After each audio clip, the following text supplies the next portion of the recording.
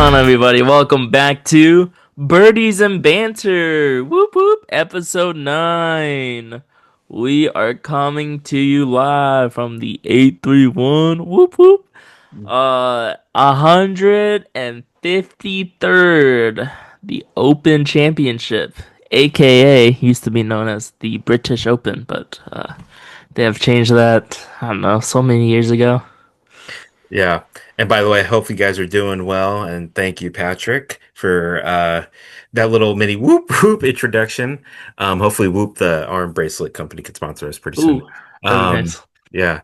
Yeah. 153rd Open Championship. The streets are talking. They call it the British Open. I mean, we just can't skedaddle around it.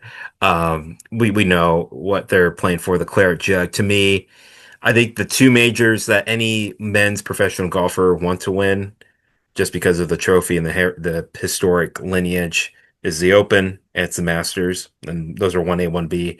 And to have it at Royal Portrush, which is the third time they've only had it, second time in less than a decade.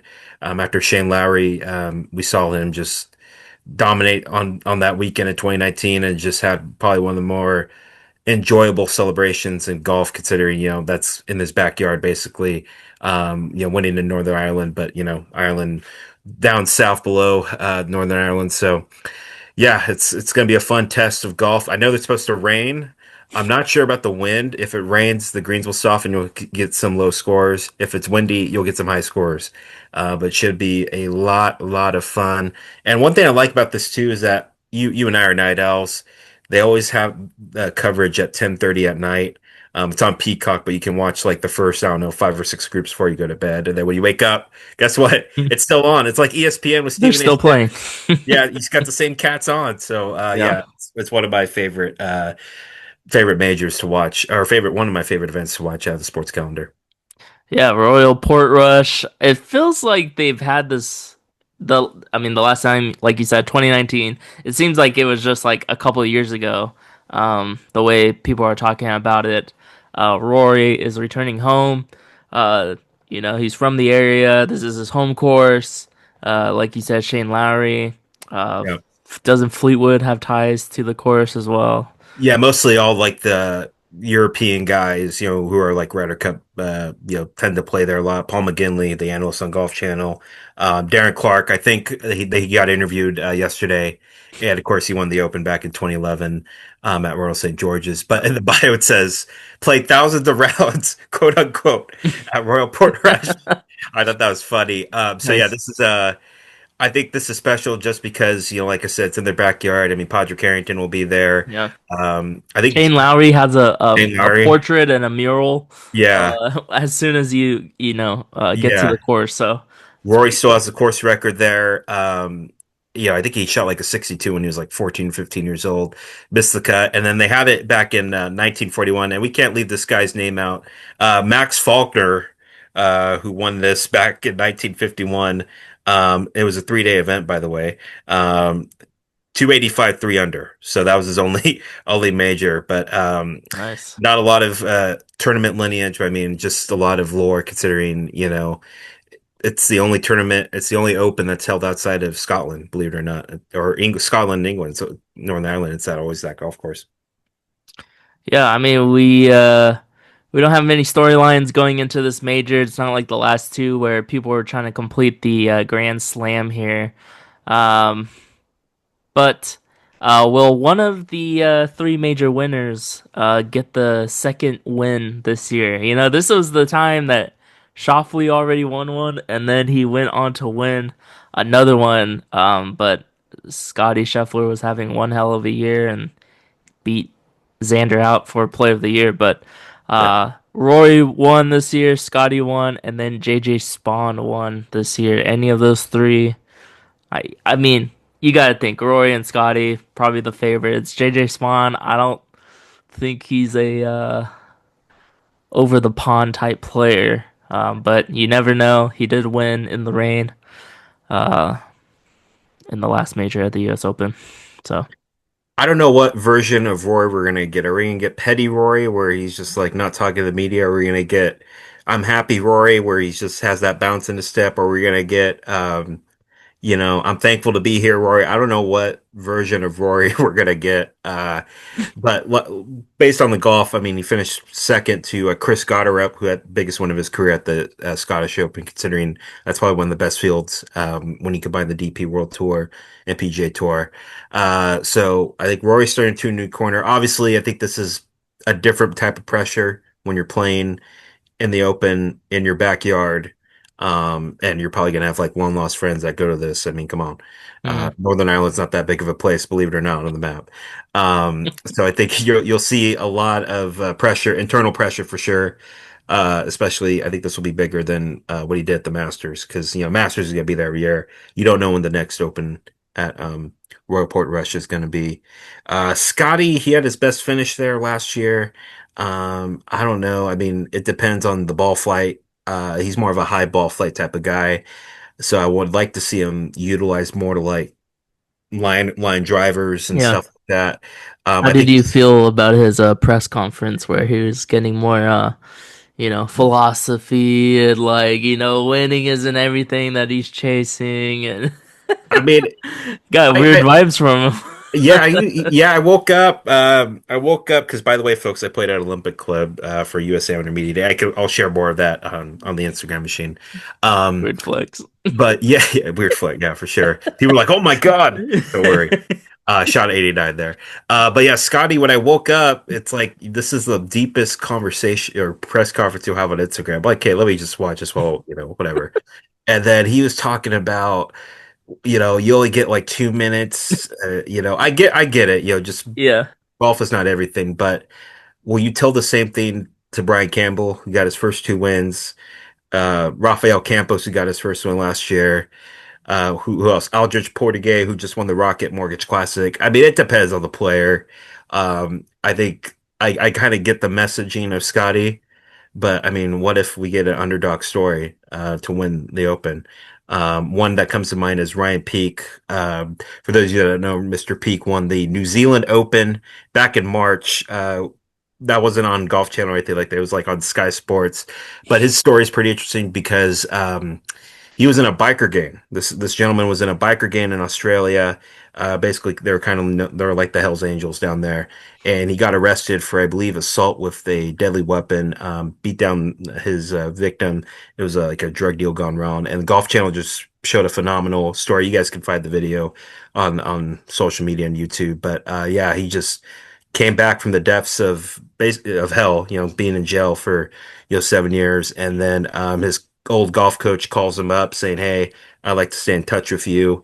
What do you think about getting back in the golf?" And he kind of lost his joy of playing, which has led him to that dark path because he's one of the top junior golfers along with Cam Smith, and discovers his love of the game right back, gets in shape. One of his first rounds back, he wins the club championship, which is just it's unreal. It's like a Disney movie. So if Ryan Peake wins, I mean that's like write the script already, send it to Warner Brothers or Universal. Yeah. So with Scotty, I mean I get the gist of it. You just want to enjoy the moment, live in the moment, have a positive attitude, but that was just a little too like deep, especially when I woke up at like 5:30 in the morning getting the facts of That's the life. I'm first like, thing you see. yeah, I'm like, okay, I woke up this morning and oh, Scotty talking about fact, being grateful and breathing, and I don't know, Yeah. that was just yeah, that was a little too much for me to wake up to on a Wednesday morning or on a Tuesday morning. Yeah. And then JJ Spawn, what do you got? I don't know if this course suits him. I mean, he's a good ball striker, but he had a once in a friggin' generation putting week at Oakmont. Once in a generation. Yeah. I mean, it would be a cool story, win two majors out of the blue that nobody expected. But yeah, I mean, I don't know. That's such an emotional high too. That's really hard to, come back from and how to get motivated again and wanting that feeling to win. Hmm. So I'm not really expecting him much. It'll be awesome if he contends, but I'm not really expecting anything out of him just because I think that U.S. Open took a lot out of him, and then he gets thrown into the spotlight of doing the Today Show and doing Yeah. interviews that he's probably never done. The amount of interviews he did after. So I'm not really expecting him to Yeah. contend. Yeah, I would have to agree. Two other things before we get to our picks and winners of this tournament. Joel Damon and his caddy Gino split. Um, 10 years, they're still friends. They're still going to be friends, but they have split. So he's no longer gonna have Gino on the bag, which is unfortunate because they were both really big Netflix stars and Yeah. kind of kicked Joel Damon into the spotlight there. So Yeah. interesting where Joel goes next and see if changing a caddy would help him get more top finishes. Yeah, hopefully he could just start playing good golf again. I know he just got it, barely got his card again for this year. Last year, like the RSM Classic to make the 125 to keep your card. But yeah, I mean, if the split's good for him, great. Glad the friendship's still intact. They look like Yep. they had a really close bond on Full Swing. And Joel Damon's he's a fan favorite, Yeah. regardless of, what tour you support. He's a fan favorite in the sport and he's good for the game. Considering his story as well, surviving cancer and winning on tour. And now people coming up to him like, "Oh, you're the guy from Netflix," like he said. I think it was this past season. So Yeah. yeah, but hopefully Joel can get his game back. Golf needs a character like him that just sometimes doesn't care, that just shows up and he can beat you. Yeah. And then my other headline is a notable that's not in this field that is playing in the Barracuda this week is Max Homa. He has to be the Barracuda. favorite this week in Barracuda in Nevada. So, uh, you know, just goes to show you, even though you're very recognizable, sometimes you just don't make the majors. So, Okay, sometimes you just need to win one of those, and then your luck starts to turn around. And Max has been playing a lot better, yeah, considering he was in like rock bottom of his golf yeah. game. Like what? Since we started Birdies and Banter back in March and Basically, he had the April. yips basically the whole Yeah, year. he's had a couple of good finishes. John Deere to come to Yeah. mind, but yeah, let's hope Max can start contending more and just be more consistent in that top five, top 10. That maybe he'll get that win monkey off his back. Yeah, maybe he'll win this week. So, on that note, let's get to our favorites and our winners. Okay, gotta Um, turn the hat around, because we're oh, getting who nice. predicted. This is the gambling hat, so Yes. I'll go first. go for it. Of course, you can always pick, Scotty Scheffler. Don't he's like the most bet on favorite going into this week. He has the best odds, but I am not choosing him, and I'm not choosing an American player in this Oh, three. oh, I okay. was gonna choose who was I gonna choose that was American? Patrick Reed. That would have been a surprise for me, but I said that I wasn't gonna pick an American, so I'm not. So let's get into this. Go for it. Yep. Terrell Hatton is my first choice. Terrell hat? You said Terrell, like Terrell. It's like Terrell Owens. Terrell Hatton is Terrell my hat, yeah. first pick. Plus 2,500. His finishes in the majors, we got tied 14th, 60th, and 4th. Tied 4th in the US Open. Um, And back in 2019, he was tied for sixth. So That's right. you could say he knows his way around this course. He's been playing good golf of late, even though he's on Live Tour and his finishes, haven't been that great on that tour. But, at least you could say in the majors, he's been doing okay. So, Yeah. first player there for myself. Yeah. Next player that I got, Derek. Go for it. Dun dun dun. Matthew Fitzpatrick. He's been playing a lot better as of late. Yep. He's plus 4,000, which is crazy. His place finishes this year in majors is tied 40th, tied 8th, and tied 38th. Last week he had a great week, tied 4th in the Scottish Open. His game has improved tremendously since the start of the year. He was a little shaky, missing cuts, wasn't really true to form. and right now he uh he ranked at the Scottish Open sixth in both strokes gained around the green and putting. So you definitely need good short game here at Royal Portrush, and so I like Matthew Fitzpatrick chances there. And another guy that split from his longtime caddy, Billy Foster, and he's been playing really well since then. Yeah. Billy Foster is on Morikawa's bag, I think, this I week. think so. Yeah, Collins. This is a soul He's searching going year. through. This is a soul searching 2025 for Mr. Morikawa. That's the best way to put it. He's going through some things. I Yeah, think he's used like 10 putters this year, yeah, swing changes, everything. yeah, And finally, I got okay. I was going to pick Justin Rose, but then he's been a little shaky. yeah, So I yeah, went with Adam Scott, who he's kind of hit or miss, but as of late, he's been doing good. He did miss the cut in the first major at the Masters, but the next two he was tied 19 and tied for 12th. Unfortunately, he did miss the cut in 2019, so that was a little wary of me choosing Adam Scott. But I would think, he's a different player than 2019. yeah, He was tied for 17th at the Scottish Open, and over Adam Scott's last 12 trips to the Open, he's finished among the top five three times and among the top 10 five times. Wait, top five three times, top 10 five times. Sorry. Misread my own notes.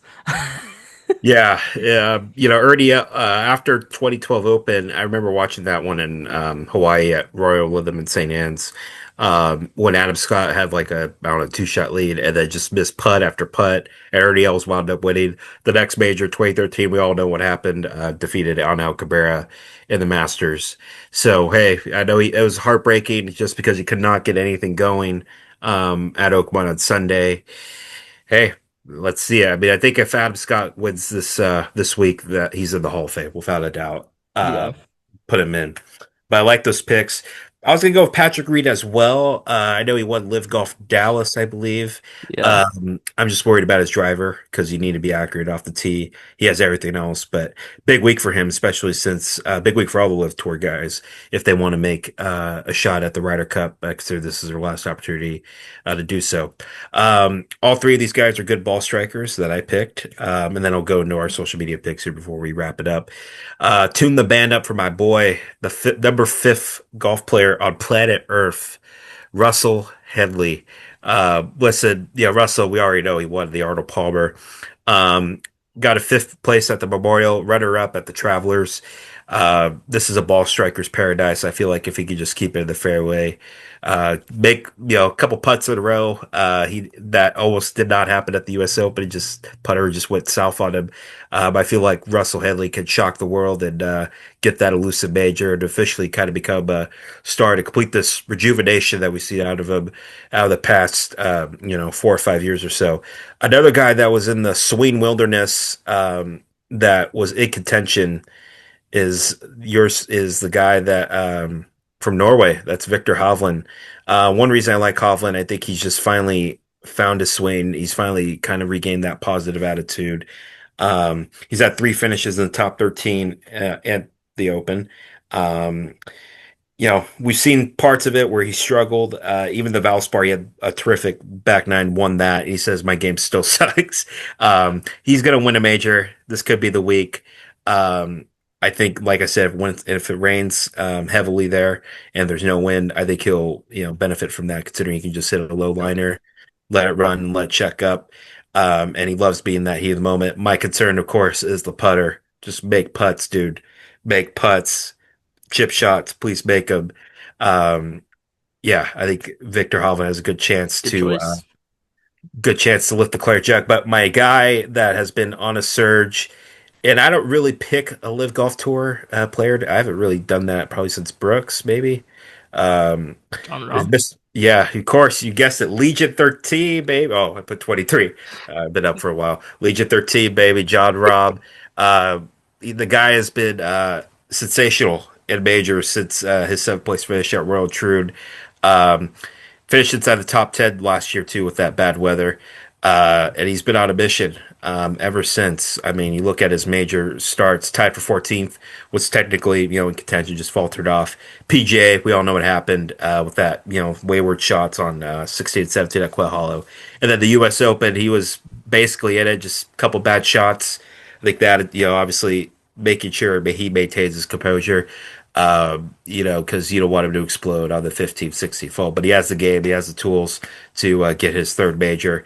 And we're going to move on to the social media picks real quickly. Our boy, iFlowers 8 through 1, Isaac Flores, picked Rory, and we kind of mentioned we went through, we don't know what mindset, what guy we're going to get with Rory. Dude, everything after the Masters, we just don't know We what don't we're know. gonna We're get from Rory. Last petty week he Rory. he got, runner up, got Yeah. her up, caught him. Yeah. Yeah, we don't know. I don't know. We don't know if the guy's going to be on here, if he's going after media, if he's going after who's this, who's that. We don't know. He shaved Of his head. course, yeah. Another guy, my boy Austin Turner, picked one of his favorite golfers, and it's a guy that has had heartbreak after heartbreak after heartbreak, and we just wonder when in the hell are you going to win a tournament, a PGA Tour tournament, or anything, besides the DP World Tour? That is my boy, Tommy Fleetwood, and I'm not going to really pull up stats. I mean, we saw what happened at the Travelers. I'll just say this: if his putter shows up on Sunday, he can win it. He had a top five finish the last time he was here in 2019. But dude, if your putter shows up on Thursday, we're gonna get some touchdown Jesus. Fleetwood gets it. How cool would that be to win your first technically PGA Tour victory to be a major Yeah, and to win the most prestigious one out of all the oldest championship in all of golf. That would be special for him and to do it, uh, in Northern Ireland. That would be special. But please, Tommy, just putt well. That's all we ask. Just putt well. Give yourself a chance. yeah. He just has to make it through all four rounds, not three Please. rounds, and then walk through the fourth round. I think someone said his average on Sunday is like 75. So I mean, Or, you just get that under 60 or under 70, I think you'll have a good chance to win. or not But be yeah, like the 20th goof up and then you shoot like a 64, but then you have still like 20 guys ahead of you. And yeah, yeah, please, Tommy. I think everybody in the golf world wants Tommy Fleetwood to finally get that monkey off his back. yeah. Crazy how long it's been. Yeah. And that's it. Those are our picks for the Open Championship. Let us know who you got this week. Should be a fun one. The weather, you know, see how it is, how bad it is, how, okay it makes the course. Yeah. Um, but yeah, excited. Looking forward to it. Anything else, Derek, before we wrap it up? Where they're going to get two possibilities. A star is going to win it super close, maybe a playoff, or we're going to get a complete unknown that we have never said his name before from like the DP World Tour, the Yeah, Asian Tour. yeah, We almost had that last year with Daniel Brown, if you remember. He contended, and we're like, who is this guy? And like the second to last group, yeah, Daniel Graham. Then also Portigay contended. Thurston Lawrence is the other guy. I'm sorry, Thurston yeah, Lawrence, not Portigay. And we're like, who's that? So we're gonna get some random people on this leaderboard. It's yep. we're gonna have to Wikipedia and Google search all that. Yeah, I wouldn't be It'll be a fun surprised. week. Maybe a Horgard brother Yeah, contends. yeah. Nikolai or Rasmus. I don't know if both of them are playing. I know. I think Nikolai is, or there's another Yeah. one. Rasmus Norgard Peterson is the other. Yeah. That's on the DP World Tour. Yeah. It's too many people. DP World Tour. That's a whole nother golf tour over there. Yeah, Rasmus out. Well, that would have been a killer name. Yeah. But that is it for this preview of the Open Championship. Of Yeah. course, we'll have a recap next week, break it all down, and then we'll see what happens after that. I think we should do a tour championship preview and recap, but we'll see what my co-host would like to do. No, we're gonna do a 3M Open. Oh, jeez, even 3M more. Wyndham might have the U.S. Amateur in there, but that's 312 golfers that you have to look up. And folks, we don't have the time to do that Yeah, since we both work day jobs. But yeah, it should be a lot of fun. Let's just focus on who wins the Claret Jug and whose story will be written for the rest of their lives at Royal Port Rush. exactly. We'll see everyone in the next one. Peace.